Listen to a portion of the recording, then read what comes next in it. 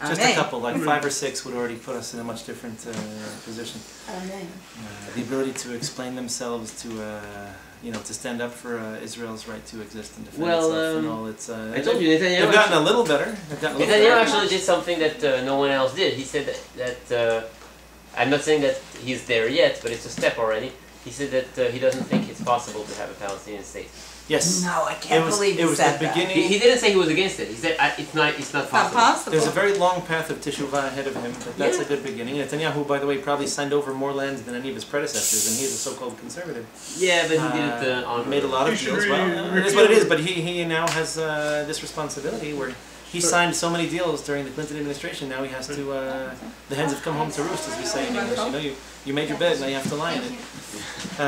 So at any rate, very touchy topics tonight on many fronts. We're going to, with your permission, start with halakha tonight because I've been to get to this topic for a long time now.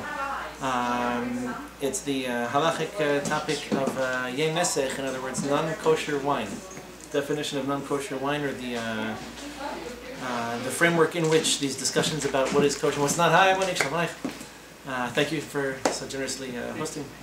So the discussion about kosher and non-kosher wine, it's as painful for the Italians as it is for the rest of us. What exactly makes wine kosher or non-kosher, and how do we hold as far as hashqafah, kashrut, and reliability when it comes to this topic? Just so you know, this topic really, when it comes to kashrut, is probably one of the most difficult in that it's so inextricably intertwined in all that is food, because there are so many products and byproducts of grapes. So you have grape flavorings, you have grape color, just like the grape skins give color to wine, they give color to lots of food products too. Grapes are kind of like corn in that they are superfoods. They have so many derivatives, there's so many things produced from them. They extract glucose and fructose from them. They use balsamic vinegar is just one example. Many, wine vinegar, and then balsamic vinegar is a somewhat concentrated one, a little bit spiced. And then you have not only the wines themselves, you have distilled spirits. So it goes from wine, porto, grappa, all the way up to cognac and brandies and beyond. Then you have the whole discussion of the casks that are used to produce wine and sherry that are later recycled in the production of whiskey. Whiskey is very often aged in casks that were used for wine production. There are good reasons for it. Again, when it comes to food, you have to trust the goyim to know what they're doing. So the reason that they use the casks from very specific wine productions in the production of whiskey also has an interesting question, interesting angle to it. So because we're going on a 4-week hiatus as of next week, I'm going to try to touch on as much of this as I can, because really I get to ask these questions all the time. We might have a little bit of cleanup to do in the last shiur, I guess, in August, and then we'll move on to probably something along the lines of Rosh Hashanah, Yom Kippur, Teshuvah, etc. So the way it works is like this. There is a decree in the Gemara, this is Mishnah, Masechet Avodah Zarah, that wine produced by non-Jews is considered forbidden for consumption. Why is this? This is because it's our suspicion that your average non-Jew was somewhat observant, maybe traditional. You had traditional non-Jews who, even if they weren't fantastically idolatrous, one thing they were all very religious about was their wine, and they would pour libations to all kinds of gods. They had a whole system of beliefs that wine, being the most expensive beverage, by the way, still is. So none of this has changed. It is still the most expensive, the most valuable of all beverages. Therefore, it's the most fitting for sacrifices to be offered from. It's libations, offerings poured to the gods. So what happens? Well, when the non-Jews produce their wine, there's another funny aspect to all of this, and this is, by the way, true both of wine, it's true of sausage production, true of a couple of other things, that because it's a very complex process and it involves all kinds of chemical and biochemical processes, you have cultures that would pray to the gods that their wine should succeed. Just because you put grape juice in a vat with skins and seeds doesn't mean that it was going to come out properly fermented. It could very easily ferment with the wrong yeast, the wrong fungus. It can be bacterially fermented, and you end up with a very useless product. The price of vinegar is considerably less than wine, save for the Italian balsamic vinegar. You have to tip your hat to the Italians. They can make vinegar that's more expensive than the wines produced in other countries, but That's a matter of expertise. Has anybody ever heard the concept that, everybody asks, I get asked 5 times a day, I get this question. What makes food kosher? It's that the rabbi blesses it, and then it becomes again. So yes, this is classic, right? The rabbi blesses it. You know where this comes from?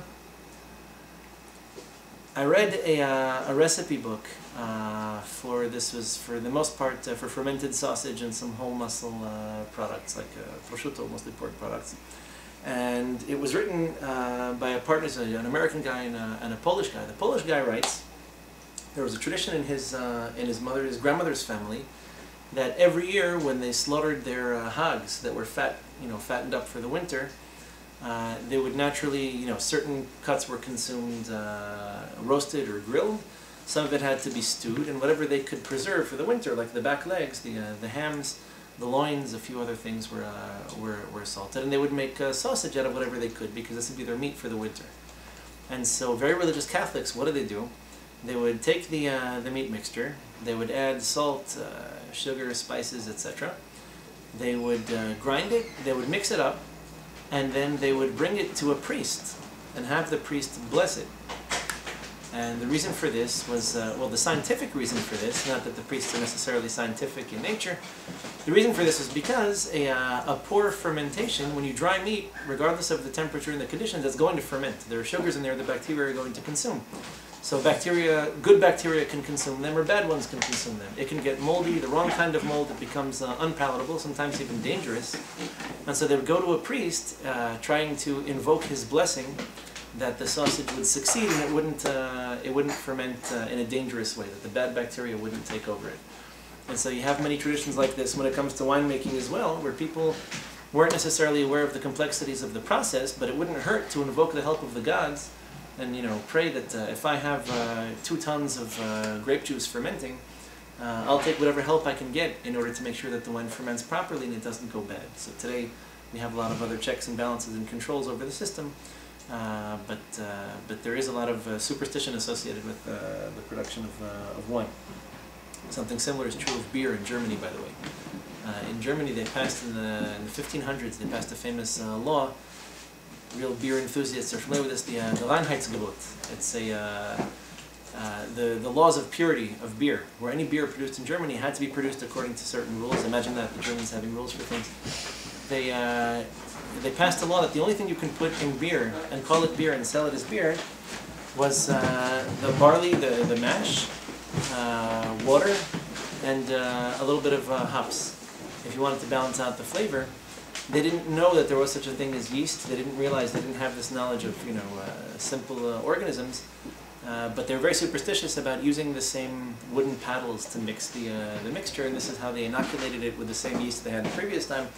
So a good batch normally meant that you had another good batch coming, but lots of superstition when it comes to these things. So what happens when the non-Jews produce wine? Well, either they're praying to their gods in order to invoke their help in the production process, or once the wine is finished and properly fermented, they would pour some or shake the glass a little bit, in honor of said gods. This goes back quite a while.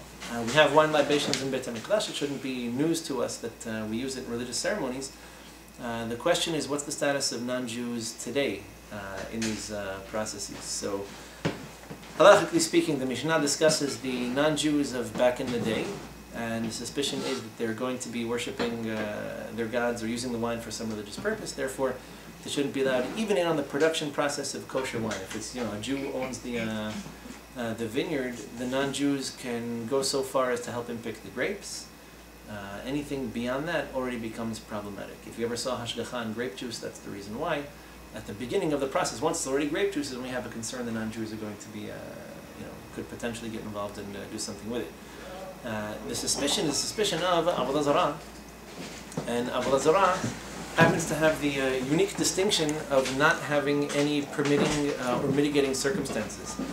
So there's no point at which we're going to say you can use Avodah Zarah, idol worship, idolatry, or idolatrous superstitions in order to save your life, for example. We're familiar with this. These are the so-called big three: idolatry, sexual misbehavior, and murder. Those 3 categories that we never permit under any circumstances, even if it means saving your life.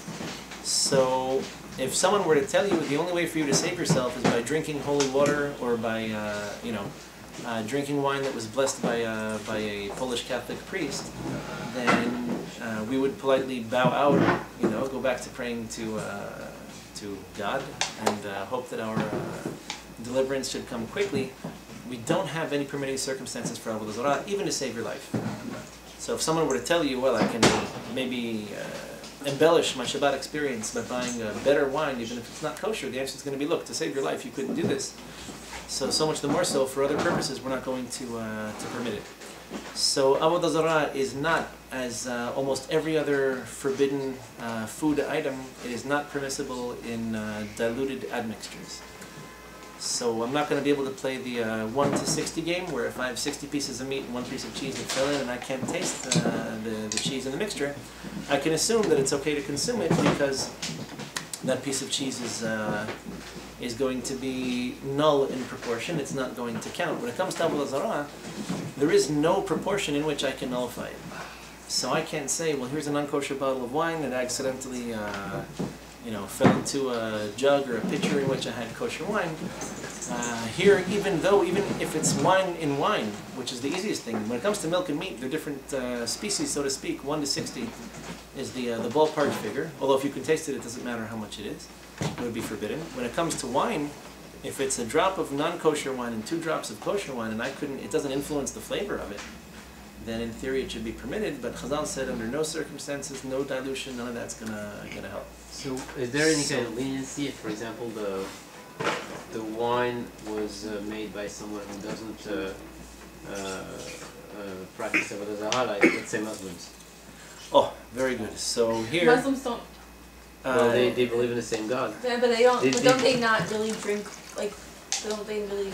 And like I'm sure that they So drink wine. They're in practice like. Well, they drink more wine than you and me, but on the books, let's say they're not supposed to be. Let's say grape juice so for the story. Correct. So this is just our luck that the one other culture that maybe halachically speaking isn't considered Avodah Zarah, and they forbid wine. So in what about theory, if they were to produce it, it might be a problem. So there's a famous story, I might have mentioned this once, that the Arizal was caught red-handed by Rav Chaim Vital drinking grape juice that he had bought by the Muslims. So he said, he was kind of shocked. How can this be? I thought we have this rule that you don't buy, grape juice or fermented grape juice from the goyim. The Arizal said very, very plainly, the Muslims don't worship Avodah Zarah, and therefore we can buy grape juice from them because even if they were to have offered some of this to their God, we would consider it to be the same as ours, and therefore wouldn't be a problem.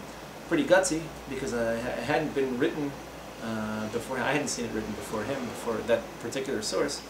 But Rav Ovadia Yosef holds us away today too, that you're allowed to have Arabs working in a factory that produces grape juice, just that once it becomes wine, it's a little bit more problematic. It's still, at the end of the day, the fact that we don't consider them to be idol worshippers might be easier, just we don't go so much further than grape juice to say that it's okay that they came into contact with it.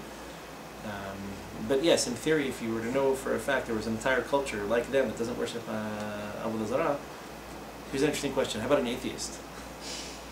No, really. I mean, how much safer could you get than an atheist? Because they're not going to be serving it to any god. To anyone, not to mine, yeah. To be fair, or to any other gods. So if I know someone's a devout atheist, I mean, like he wears the sticker and everything. So maybe he belongs to a Facebook group, So maybe that would be enough that I could say, Tov.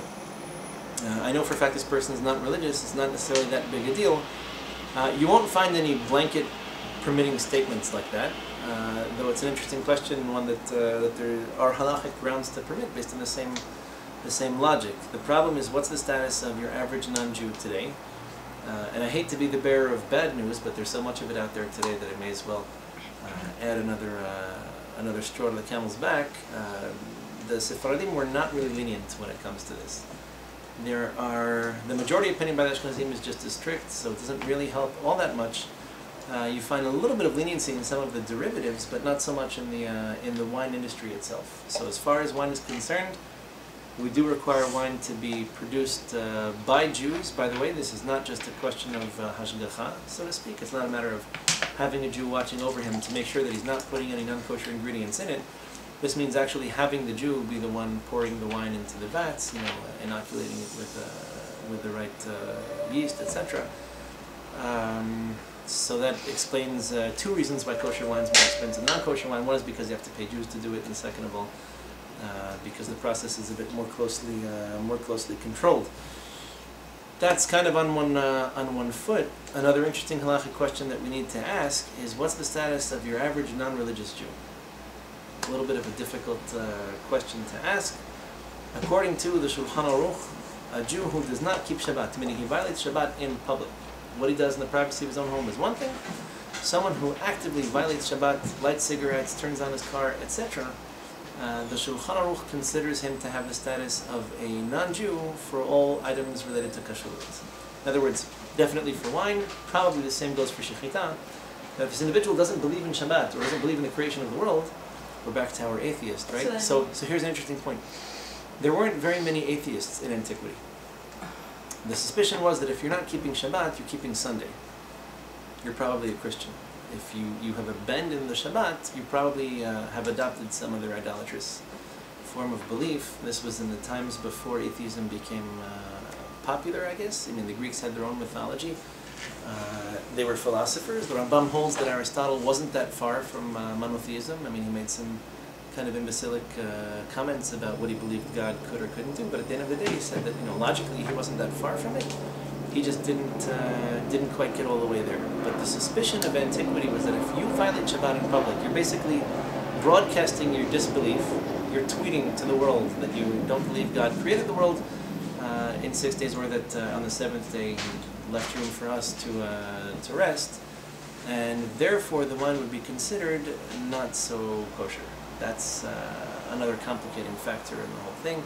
You actually need someone who's not only Jewish but also observant to be involved in the production process in order for that issue not to come up. Lots of us might initially be offended by such a thing. It is what it is. When it comes to kashrut, and we've been speaking about this past couple of weeks, our tendency is to trust people that are more or less well-intended and more or less know what it is that they're doing. When it comes to this particular area, just because Avodah Zarah is such a potentially problematic thing, we have to be careful about it. Halacha was ruled this way by the Shulchan Aruch. Your average Jew today who doesn't keep Shabbat, probably closer to atheism than anything else. We just haven't found too many poskim with broad shoulders that stood up and said, it's okay, we can cancel this decree, we can cancel the edict. Really, if you don't keep Shabbat, it's okay, and we can drink from your wine. Just bear in mind that it's not something, again, we don't need him to bless the wine. And in theory, at least in abstract theory, if we knew this individual to be a perfectly observant atheist, which means at least to the exclusion of all other gods, including our own, then maybe it might not be an issue. It's not a question of blessing the wine. We don't have any religious requirements. This is not shechita, that you have to be an expert in the halachot and know how to practice, etc.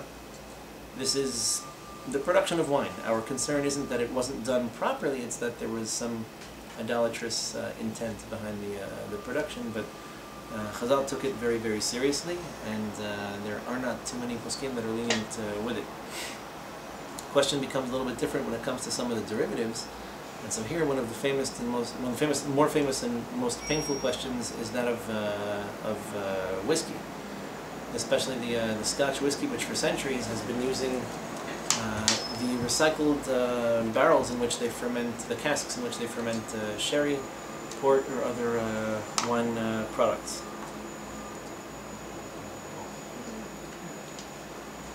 So there you have a couple of factors to consider.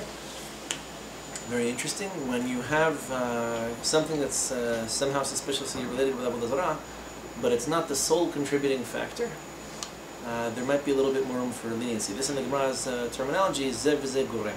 So it's one thing that causes or contributes something, but it's not the only contributing factor. So for example, you have the whiskey itself, which is perfectly potable, it's delicious. Many of the good whiskeys don't even use these sherry casks, by the way. There's a particular few regional productions that are famous for it, and it's part of their flavor profile. So there, the question is like this: is it the wine absorbed, or the grape juice, fermented grape juice product absorbed in the wood itself, that contributes flavor to the whiskey that we're later going to age in these casks, or is it a combination of other factors? A little bit of technical knowledge here. For centuries, probably for more than 1,000 years, people have been using oak specifically. The Gemara, in fact, talks about this. So it's easily 1700 years. That they've been using specifically oak casks in order to age wine. The reason for this is that oak wood is very bitter. It's tannic. Tannic acid, or gallotannic acid specifically, is this polyphenol that's produced in large quantities specifically in oak, and it has antibacterial properties. So back to the superstitions surrounding the production of wine. If you're producing a fermented product, and once the product is done fermenting, you'd like to store it in such a way that bacteria don't have their way with it and destroy it, oak is very helpful. So they would store it in these oak casks. The oak would contribute a taste to the wine, a little bit bitter, some kind of woody, almost smoky tones. Some of the same compounds we're familiar with from smoke actually originate in the wood, and it would help to preserve the wine. What happens after the barrel is already spent? In other words, if oak is good and more oak is more good, then why don't we just keep these oak barrels around forever? And the answer is that eventually what happens is that the wine leaches some of these tannins out.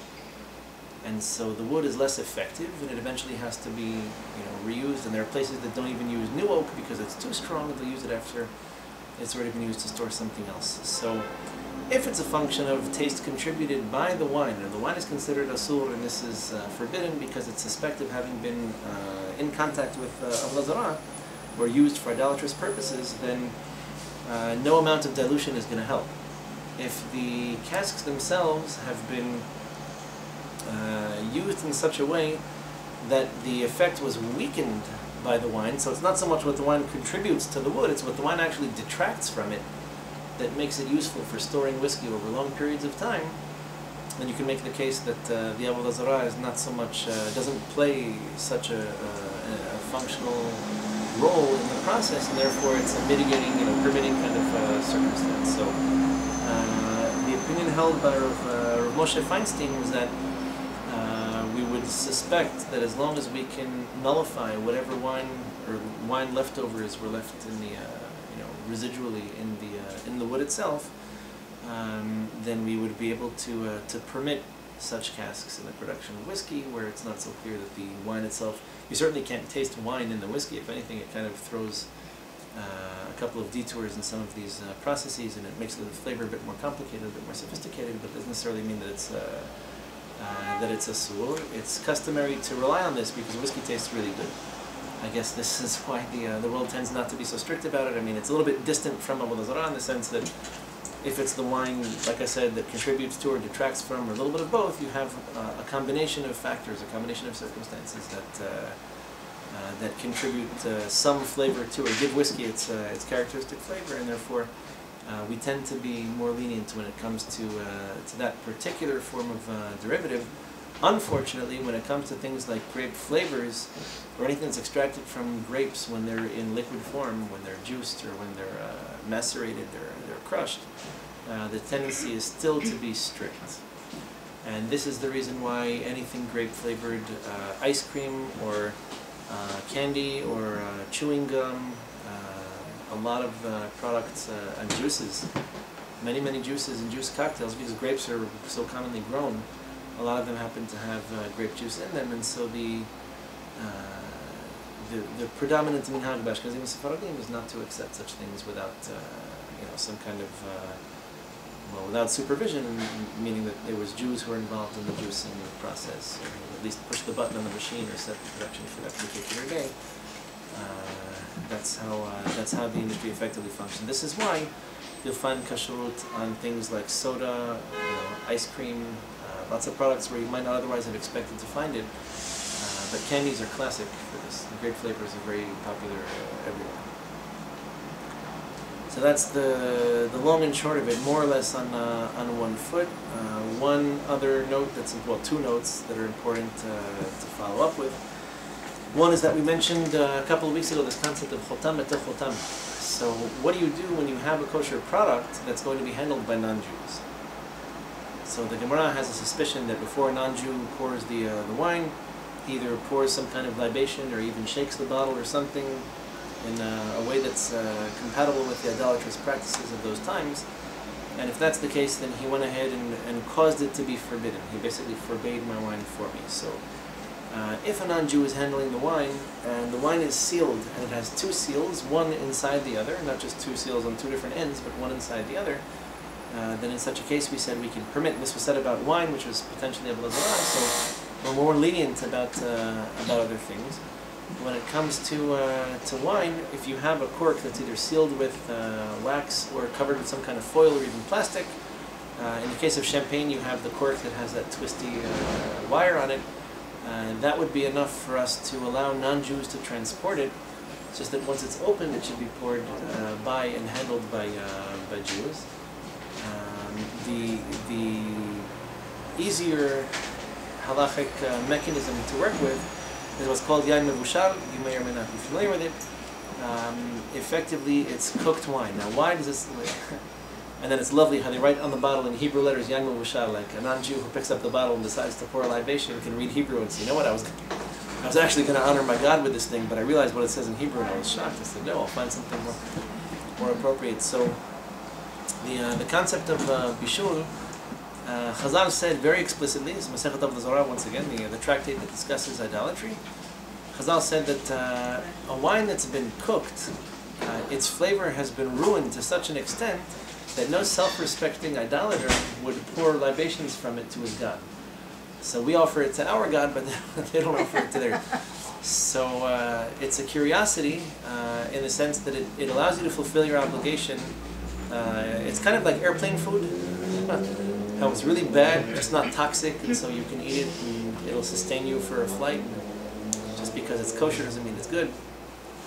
The way it works in the wine industry is that, well, in antiquity, if you cook the wine, you ruin the flavor, and you ruin it such that it's still borei pri hagefen, it's still considered wine. It fulfills your halachic obligations, just it doesn't taste very good, and at least it'll chase the goyim away.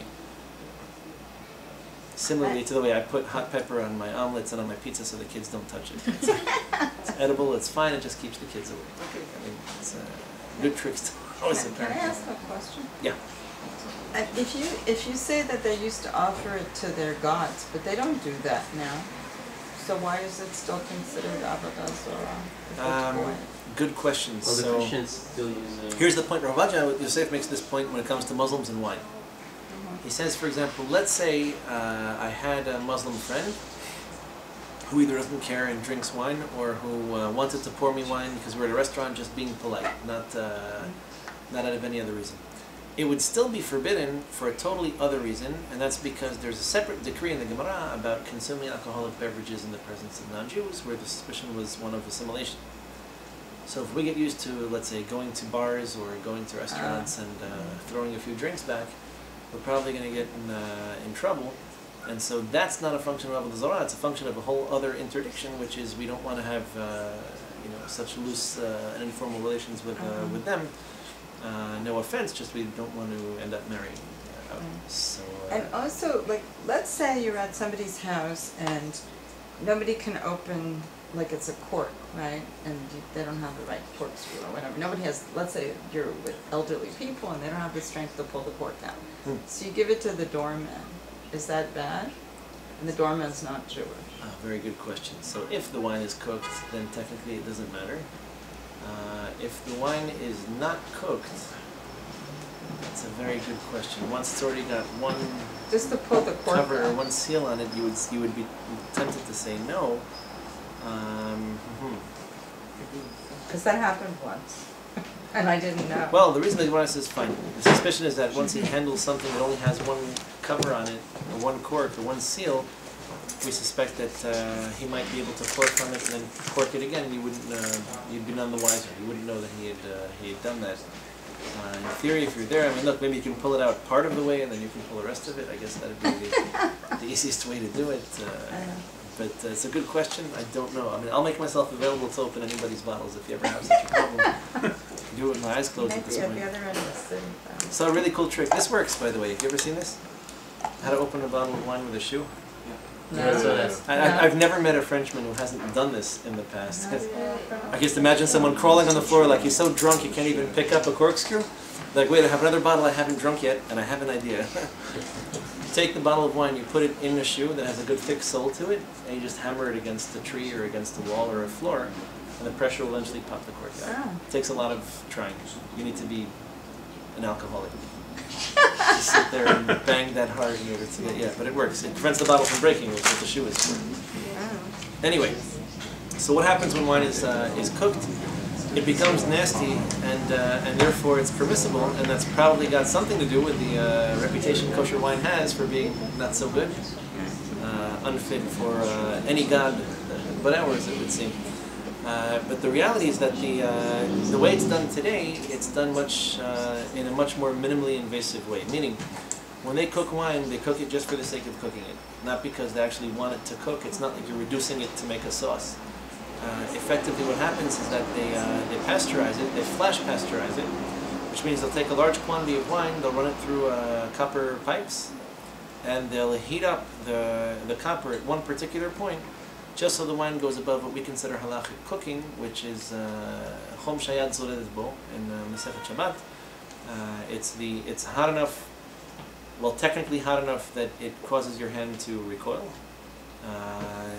Then we go on and we define that as something even less hot than that, because you might have a tolerance for heat, or you can hold it there for a few seconds. So the Gemara's more precise definition of that is hot enough to scald a baby's stomach. That's really soft skin, young child. I scald baby stomachs all the time just to make sure they have the temperature. Someone tried to get the right temperature or something? No, but if you ever given a child a bath and you had other children running around the house and disturbing you, and you had your phone calls and cell phone going off and emails and sometimes you get distracted. So you notice there's a crying baby in the bathtub when the water's too hot.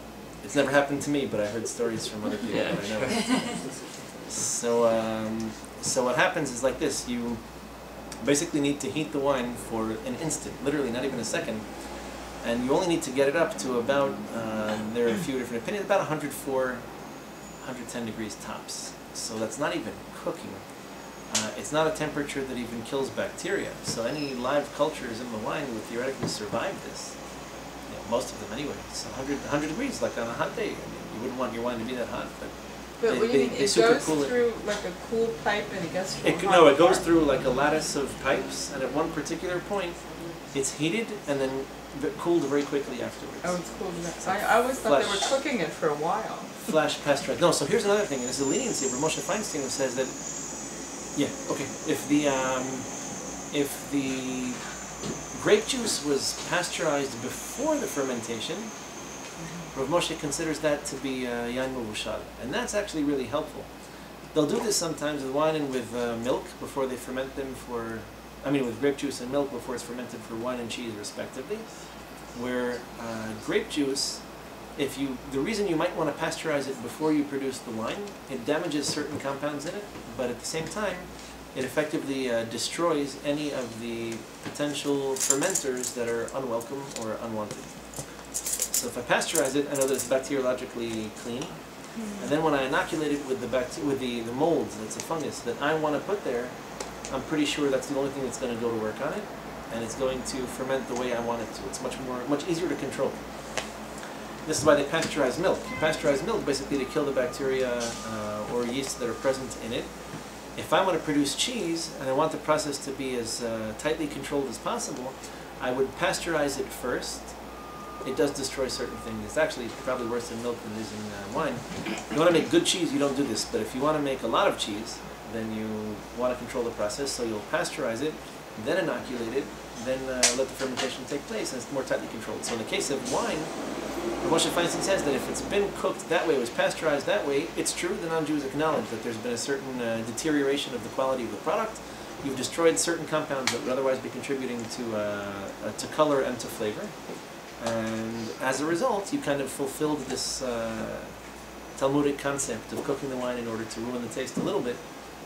Even though it was done before it was actually considered wine, that was a chidush. But we give grape juice all the strictures of wine, so why can't we apply the same leniency to it, where if it's a sur to have non-Jews handling it already at that point that it's grape juice, having cooked it at that point would probably solve the problem. So he holds that it does.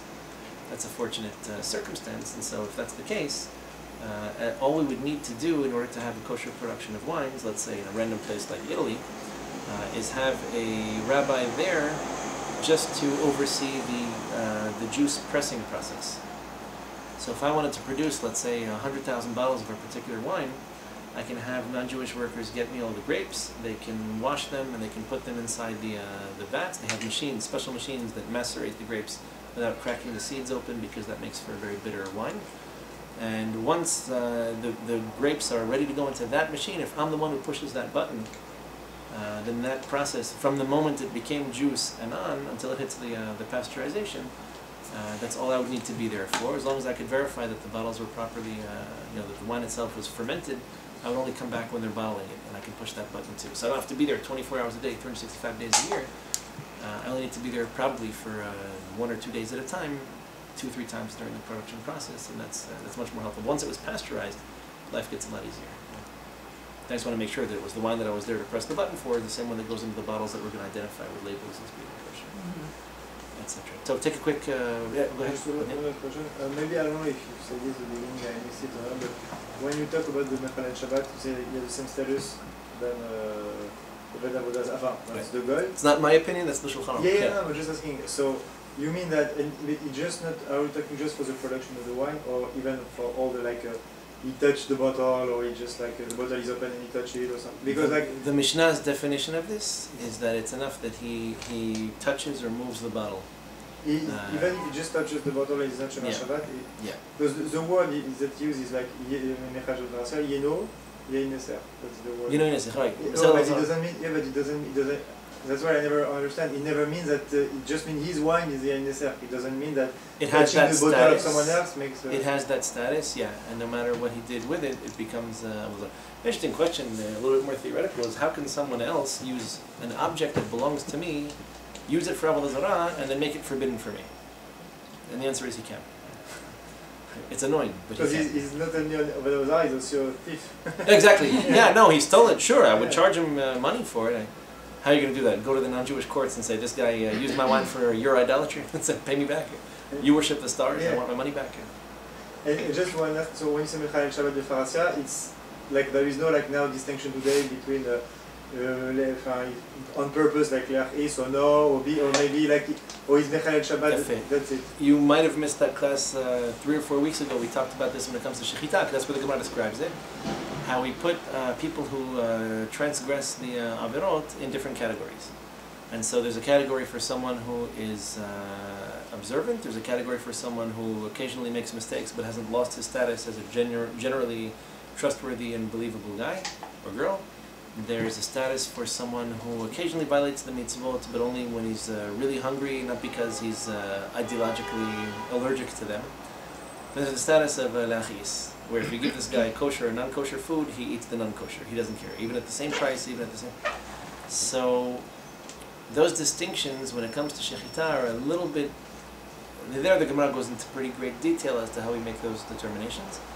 When it comes to Chilul Shabbat,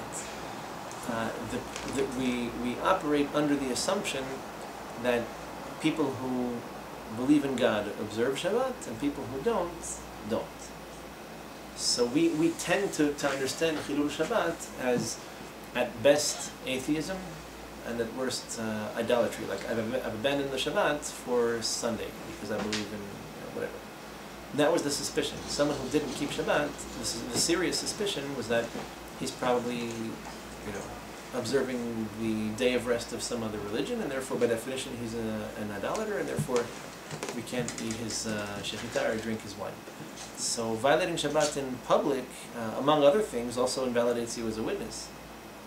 So, if you wanted to sign somebody's ketubah as a witness, if you don't keep Shabbat, which means you don't believe in Shabbat, which means you don't believe in much of what Shabbat stands for, it's a difficult position for us to be in, to be able to permit that kind of thing to happen. Yes, it's true, there might be different reasons.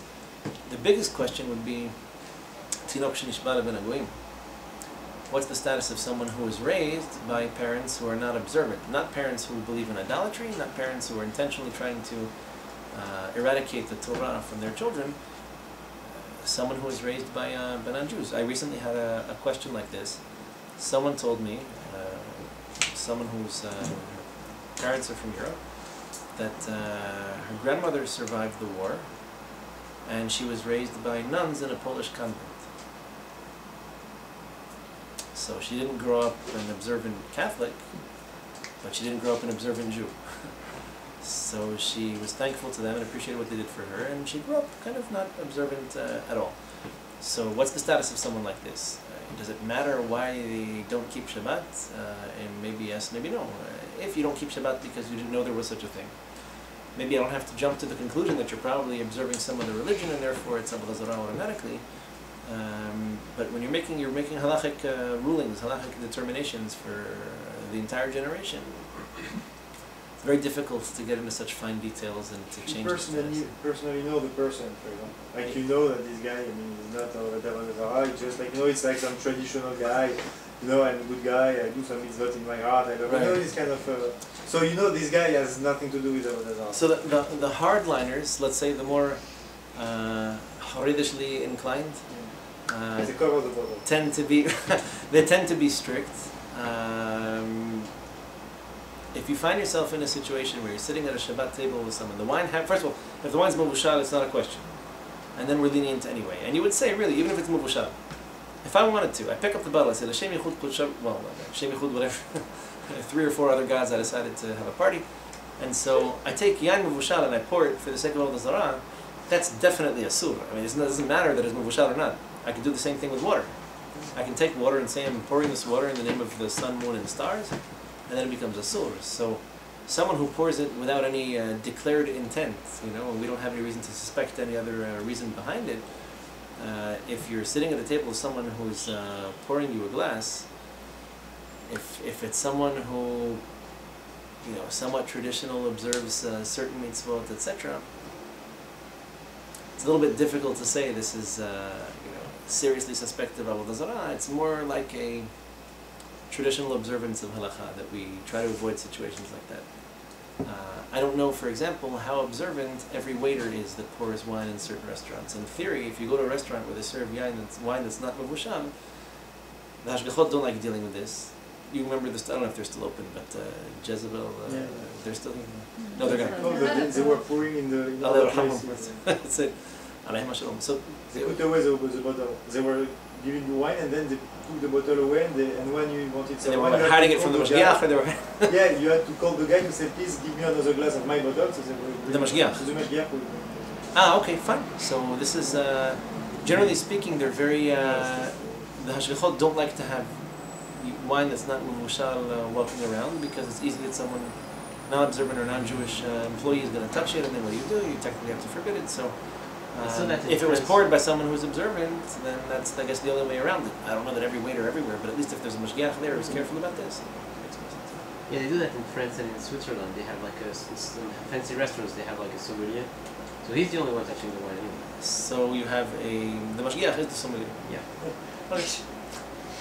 The goyim are very strict about how they handle who touches the wine and what he does with it. So, I guess. But what if you're like at a fundraiser and it's at like a museum or something, like the Metropolitan Museum? And Yeah.